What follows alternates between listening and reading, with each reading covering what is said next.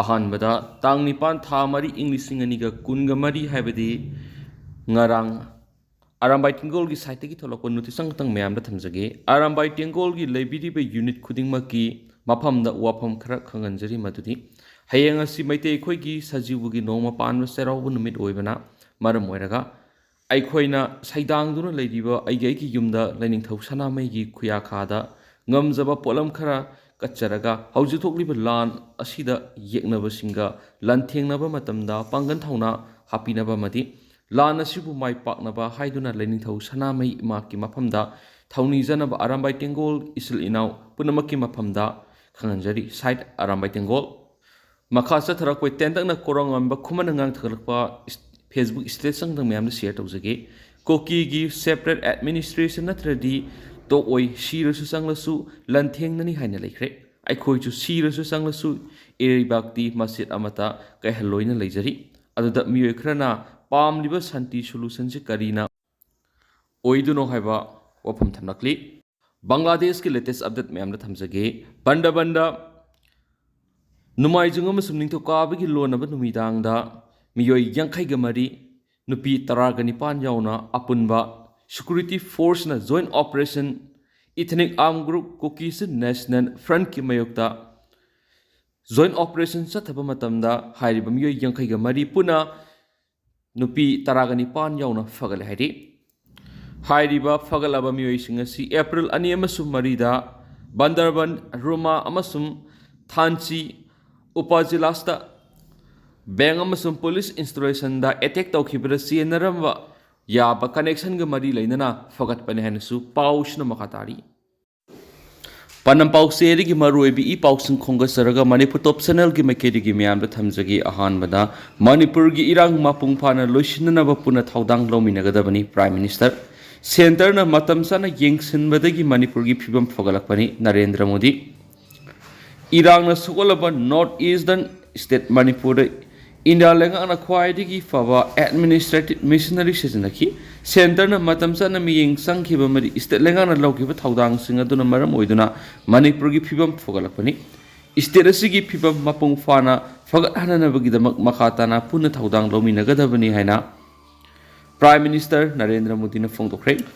ꯑꯁꯥꯝ ꯇ꯭ꯔꯤꯕꯨꯟꯅ ꯑꯈꯟꯅꯅ ꯂꯧꯕ ꯏꯟꯇꯔꯚ꯭ꯌꯨ ꯑꯃꯗ ꯄ꯭ꯔꯥꯏꯝ ꯃꯤꯅꯤꯁꯇꯔꯅ ꯍꯥꯏ ꯃꯅꯤꯄꯨꯔꯒꯤ ꯍꯧꯖꯤꯛ ꯑꯣꯏꯔꯤꯕ ꯐꯤꯕꯝ ꯑꯁꯤ ꯄꯨꯟꯅ ꯊꯧꯗꯥꯡ ꯂꯧꯃꯤꯟꯅꯗꯨꯅ ꯁꯪꯇꯥꯏꯅꯅꯕ ꯍꯣꯠꯅꯒꯗꯕꯅꯤ꯫ ꯁ꯭ꯇꯦꯠ ꯑꯁꯤꯗ ꯊꯣꯛꯂꯤꯕ ꯏꯔꯥꯡ ꯑꯁꯤꯒꯤ ꯋꯥꯔꯣꯏꯁꯤꯟ ꯄꯨꯔꯛꯅꯕ ꯑꯩꯈꯣꯏꯒꯤ ꯈ꯭ꯋꯥꯏꯗꯒꯤ ꯔꯤꯁꯣꯔꯁꯁꯤꯡ ꯑꯃꯗꯤ ꯑꯦꯗꯃꯤꯅꯤꯁꯇ꯭ꯔꯦꯇꯤꯚ ꯃꯤꯁꯅꯔꯤꯁꯤꯡ ꯁꯤꯖꯤꯟꯅꯔꯤ꯫ ꯏꯟꯗꯤꯌꯥ ꯂꯩꯉꯥꯛꯅ ꯃꯇꯝ ꯆꯥꯅ ꯈꯨꯠ ꯊꯤꯡꯖꯤꯟꯈꯤꯕ ꯑꯃꯗꯤ ꯃꯅꯤꯄꯨꯔ ꯂꯩꯉꯥꯛꯅ ꯂꯧꯈꯤꯕ ꯊꯧꯗꯥꯡꯁꯤꯡ ꯑꯗꯨꯅ ꯃꯔꯝ ꯑꯣꯏꯗꯨꯅ ꯁ꯭ꯇꯦꯠ ꯑꯁꯤꯒꯤ ꯐꯤꯕꯝ ꯁꯤꯡꯊꯥꯅꯤꯡꯉꯥꯏ ꯑꯣꯏꯕ ꯃꯑꯣꯡꯗ ꯐꯒꯠꯂꯛꯂꯤ ꯍꯥꯏꯈꯤ꯫ ꯍꯣꯝ ꯃꯤꯅꯤꯁꯇꯔ ꯑꯃꯤꯠ ꯁꯥꯍꯅ ꯃꯃꯥꯡ ꯆꯍꯤꯗ ꯏꯔꯥꯡꯅ ꯁꯣꯛꯍꯜꯂꯕ ꯃꯅꯤꯄꯨꯔꯗ ꯆꯠꯈꯤꯕ ꯈꯣꯡꯆꯠ ꯑꯗꯨ ꯅꯧꯍꯧꯅꯅ ꯅꯤꯡꯁꯤꯡꯂꯗꯨꯅ ꯄ꯭ꯔꯥꯏꯝ ꯃꯤꯅꯤꯁꯇꯔꯅ ꯍꯥꯏ ꯍꯣꯝ ꯃꯤꯅꯤꯁꯇꯔ ꯑꯃꯤꯠ ꯁꯥꯍꯅ ꯃꯅꯤꯄꯨꯔꯒꯤ ꯏꯔꯥꯡꯅ ꯌꯥꯝꯅ ꯀꯜꯂꯤꯉꯩ ꯃꯇꯝꯗ ꯁ꯭ꯇꯦꯠ ꯑꯗꯨꯗ ꯂꯩꯗꯨꯅ ꯏꯔꯥꯡ ꯑꯁꯤ ꯂꯣꯏꯁꯤꯟꯅꯅꯕ ꯇꯣꯉꯥꯟ ꯇꯣꯉꯥꯟꯕ ꯁ꯭ꯇꯦꯛ ꯍꯣꯜꯗꯔ 15 ꯍꯦꯟꯕꯒ ꯎꯅꯗꯨꯅ ꯃꯤꯐꯝ ꯄꯥꯡꯊꯣꯛꯈꯤ꯫ ꯀꯨꯝꯖꯥ ꯏꯪ 2019ꯒꯤ ꯀꯨꯀꯤ ꯑꯃꯗꯤ ꯃꯤꯇꯩ ꯐꯨꯔꯨꯞ ꯑꯅꯤꯒꯤ ꯃꯔꯛꯇ ꯏꯔꯥꯡ ꯊꯣꯛꯂꯛꯇꯨꯅ ꯔꯤꯂꯤꯞ ꯑꯃꯗꯤ ꯔꯤꯍꯦꯕꯤꯂꯤꯇꯦꯁꯟꯒꯤ ꯊꯕꯛ ꯊꯧꯔꯝ ꯄꯥꯏꯈꯠꯂꯛꯄ ꯃꯇꯝꯗꯒꯤ ꯍꯧꯅ ꯕꯤꯖꯦꯄꯤꯅ ꯂꯨꯆꯤꯡꯕ ꯁꯦꯟꯇ꯭ꯔꯦꯜ ꯒꯚꯔꯟꯃꯦꯟꯠ ꯑꯁꯤꯅ ꯃꯅꯤꯄꯨꯔ ꯂꯩꯉꯥꯛꯇ ꯂꯦꯞꯇꯅ ꯃꯇꯦꯡ ꯄꯥꯡꯗꯨꯅ ꯂꯥꯛꯂꯤ꯫ ꯁ꯭ꯇꯦꯠ ꯑꯁꯤꯗ ꯍꯥꯡꯕ ꯁꯦꯜꯇꯔ ꯀꯦꯝꯞꯁꯤꯡꯗ ꯆꯪꯖꯐꯝ ꯂꯧꯗꯨꯅ ꯂꯩꯔꯤꯕ ꯃꯤꯌꯥꯝꯒꯤ ꯇꯦꯡꯕꯥꯡ ꯑꯃꯗꯤ ꯃꯍꯧꯁꯥꯒꯨꯝ ꯑꯃꯨꯛ ꯍꯟꯅ ꯈꯨꯟꯗꯥ ꯂꯩꯇꯥꯍꯟꯅꯅꯕꯒꯤꯗꯃꯛ ꯐꯥꯏꯅꯥꯟꯁꯤꯌꯦꯜ ꯄꯦꯀꯦꯖ ꯌꯥꯎꯅ ꯇꯣꯉꯥꯟ ꯇꯣꯉꯥꯟꯕ ꯊꯧꯔꯥꯡ ꯀꯌꯥ ꯂꯧꯈꯠꯇꯨꯅ ꯂꯥꯛꯂꯤ ꯍꯥꯏꯈꯤ꯫ ꯄ꯭ꯔꯥꯏꯝ ꯃꯤꯅꯤꯁꯇꯔꯅ ꯃꯈꯥ ꯇꯥꯅ ꯀꯣꯡꯒ꯭ꯔꯦꯁꯄꯨ ꯍꯨꯜꯂꯗꯨꯅ ꯏꯟꯗꯤꯌꯥꯅ ꯅꯤꯡꯇꯝꯕ ꯐꯪꯂꯛꯄꯗꯒꯤ ꯍꯧꯅ ꯀꯪꯒ꯭ꯔꯦꯁꯅ ꯂꯩꯉꯥꯛ ꯂꯩꯔꯤꯉꯩ ꯃꯇꯝꯗ ꯅꯣꯔꯠ ꯏꯁꯇꯔꯟ ꯁ꯭ꯇꯦꯠꯁꯤꯡꯕꯨ ꯅꯥꯊꯩꯗꯨꯅ ꯊꯝꯈꯤ꯫ ꯕꯤꯖꯦꯄꯤꯅ ꯂꯨꯆꯤꯡꯕ ꯂꯩꯉꯥꯛ ꯂꯥꯛꯄꯗꯒꯤ ꯃꯔꯣꯝꯗꯣꯝ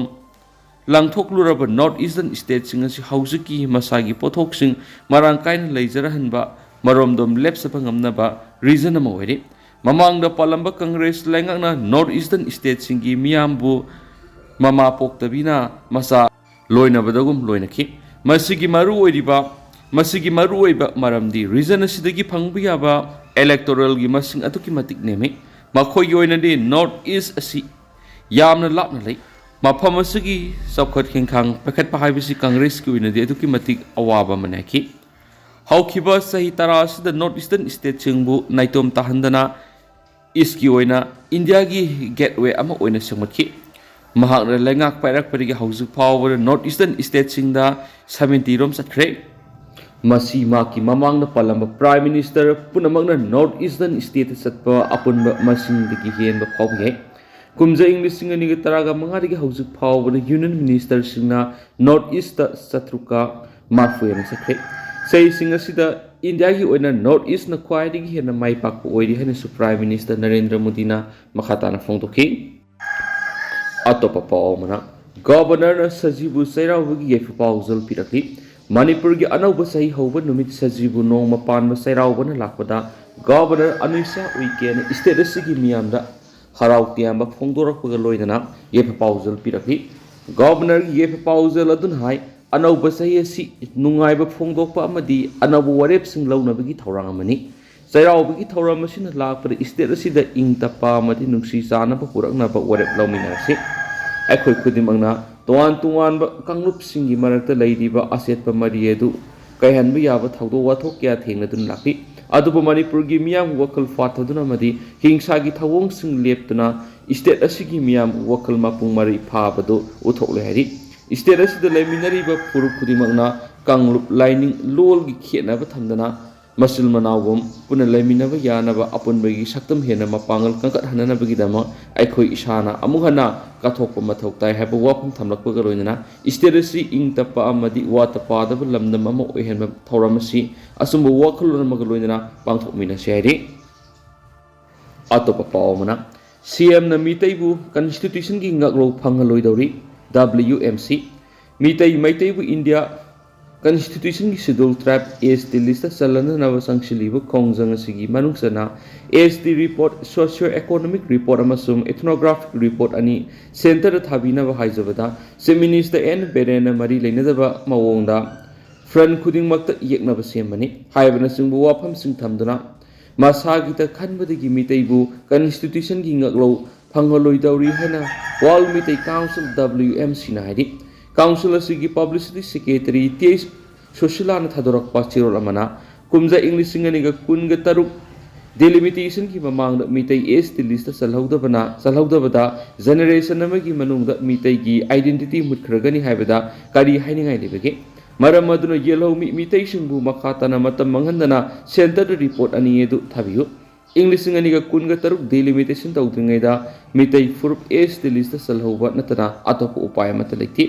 Aikoina talib STSC mithoi mihenanaba nate mitai mutki gitanabani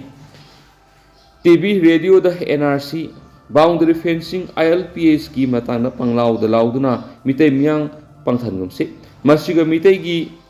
survival ga mari rengade ST da sathuba natana atopa lambi amata leiti CM na muslaglaba ifuru kanjanaba report ani atudang thabiu sei taraga mathoi Census ngaiduna leirabadi mitai mutpana halagani haujuk jeribamda saroi khangba thindaklavani khara leirabadi lai harauba umang lai latpa phauba yaraklaroi matam leiringaida tawbi horo ngasi khongjang kholaosi wong lepham sithek lekai da pangtokhi WMC Manipur Unit ki President Urikhinbam Kunjo amasum WMC Manipur Unit ki Executive Member Ahong Sangbam Diren WMC Manipur Unit ki Member Faudam Damendra wangu ahumna losingki loinana wangu apunba maira paibi volunteers singa mapung phana sagot khiari ambaromna NDA gi candidate singda MDA na sagolagani taragani pansupu Lok Sabha mikalda NDA gi candidate singda Manipur Democratic Alliance MDA na sagolagani haina MDA gi advisor Moirangthem Tombina phungtokre ngasi babu prada leba sibasana Balas hep bawana pangthokiba paugi mipamamada waphamasi phongdokladuna Tombina phongdokibada Manipur Democratic Alliance the yauriba political party singna NDA gi mirep animak sagot pa hani yanari Inner Manipur Parliamentary Constituency the BJP gi mirep oiriba Thanauzum Basanta Kumar amadi Outer Parliamentary Constituency the MPF gi mirep Kasui Timothy Zemikta MDA na amatu oina sagotuna election asi thengnagani Mana makataraduna Manipur khunda minariba furup kudimak amatu oina ingna singna hingminaba pami mapaniki narol sanglak illegal immigrants singna makoi goeba tonganba administration semnaba honariba si NDA lainga na yaba ngamloi Manipur gi tokhai tanaba hotnaraklabadi sap pakhompi ganaki atopa pawmana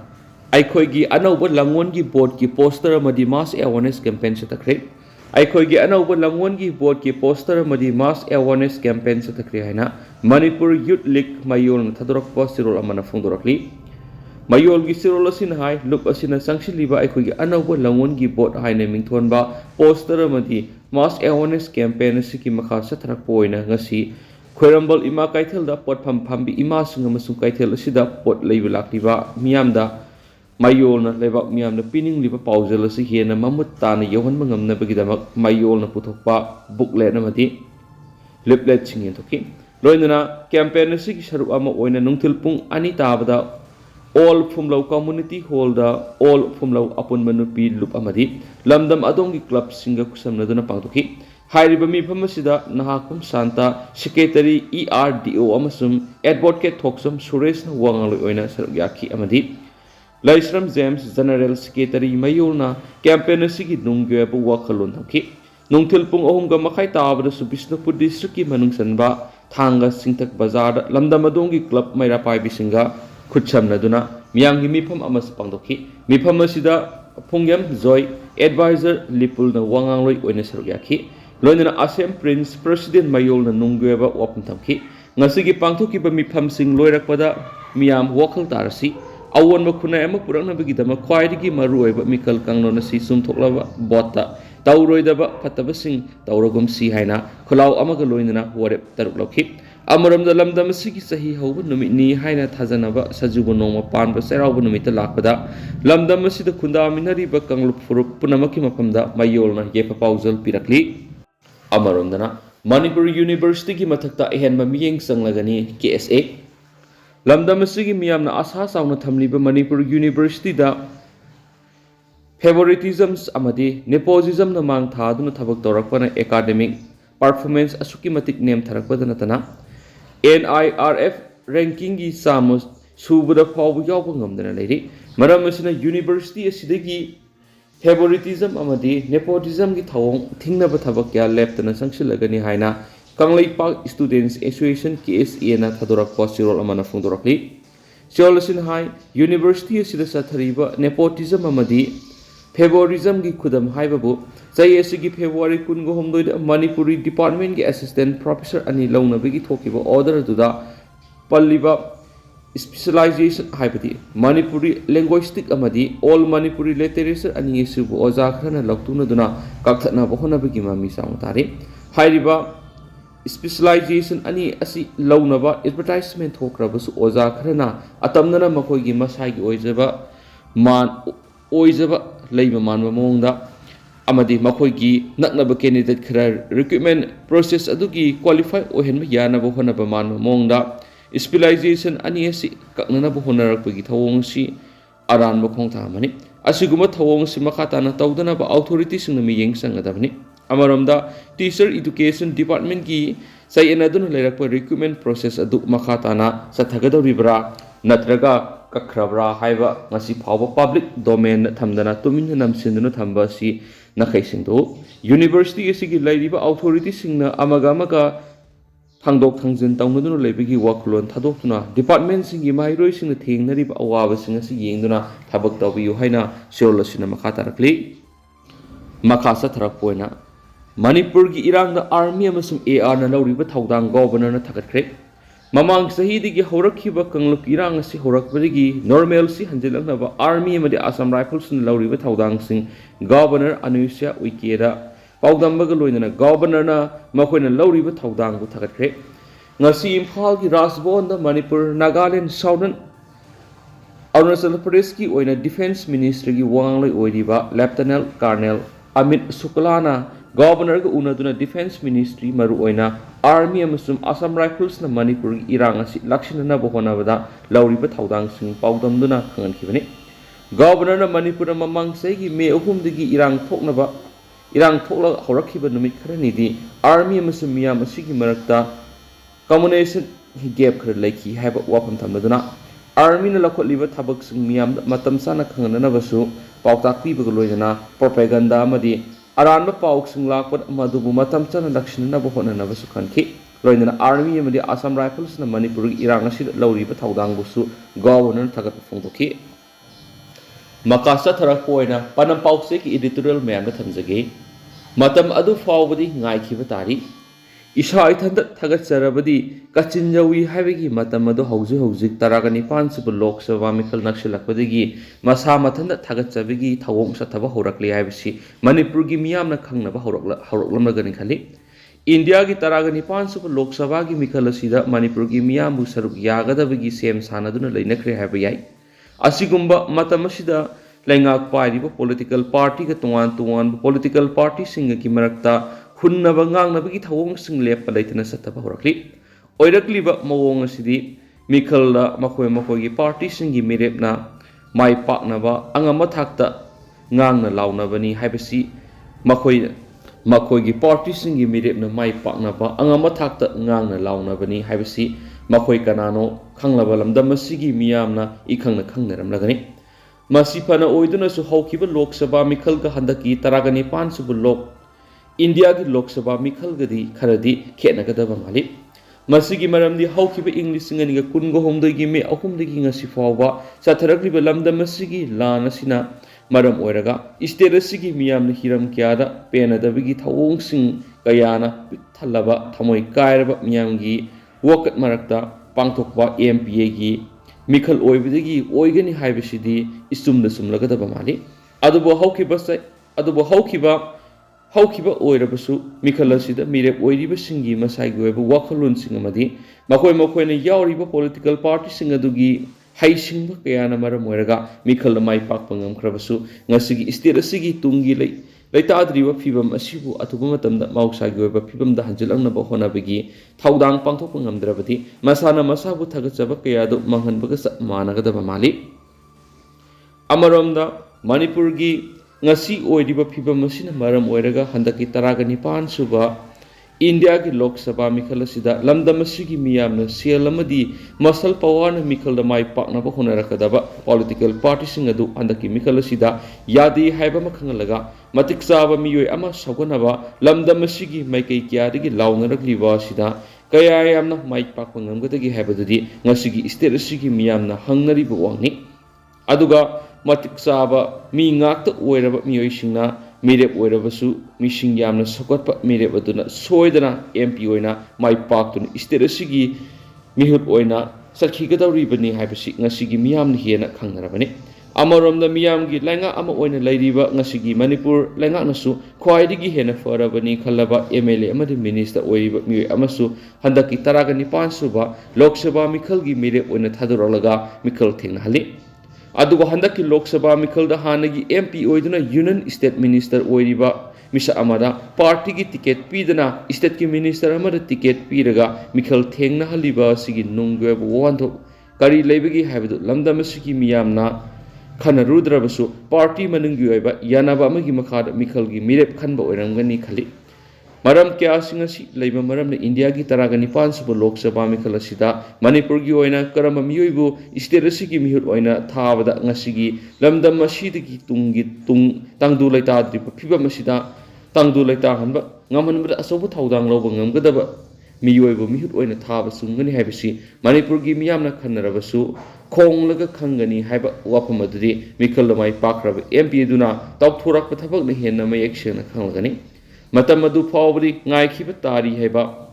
panam pauksi gi editorial mem da makhata na thamjari aduka hauji koina di mem pauksi su matang sai lusinjarage masu mem pun anoba update ngai mini national sigi mekedegi mem thamjari